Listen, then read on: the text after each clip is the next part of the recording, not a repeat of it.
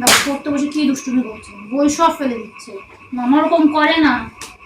আর দেখো বই ছিঁড়ে কি করেছে। মাম্মা দেখো কথা শোনে না। মা ফেলে না, মা পড়াশোনা করতে হয়, ঠাকুর রাগ করবে। পিকক ফেলে দিচ্ছ? দাদা ফেলে দিচ্ছ? দেখো মা ফেলে না মা।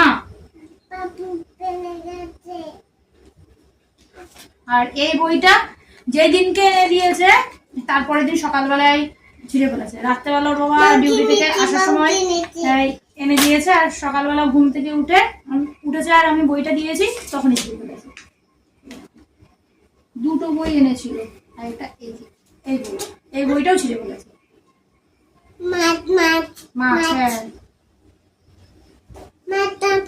ও এখনো পড়াই শুরু করেনি, ওর জন্য যে কতগুলো বই আনা হয়েছে তার কোনো ঠিক নেই। বই আনলে ছিঁড়ে ফেলে। এই কয়েকদিন আগে আরেকটা বই নিয়ে এসছে। সেই বইটা কোথায় রাখবি মা? নতুন বইটা নিচে। ও দেখো আর বলছে এই তো নিচে। পড়তে বসে শুধু দুষ্টুমি। না নিচে নেই তোমার, এই তো হ্যাঁ এই বইটা এখনো ঠিক আছে। কই দেখি, দাও। এই পড়াশোনা করবি না?